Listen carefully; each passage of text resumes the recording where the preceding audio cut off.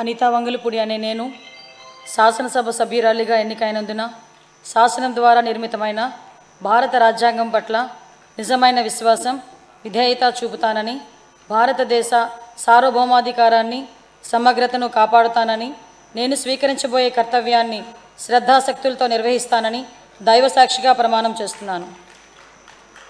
ఆంధ్రప్రదేశ్ శాసనసభ సభ్యురాలినైన అనితా వంగలపూడి అనే నేను సభ నియమావళికి కట్టుబడి ఉంటానని, వాటిని అనుసరిస్తానని, సభ మర్యాదలను పాటిస్తానని, సాంప్రదాయాలను గౌరవిస్తానని దైవసాక్షిగా ప్రమాణం చేస్తున్నాను.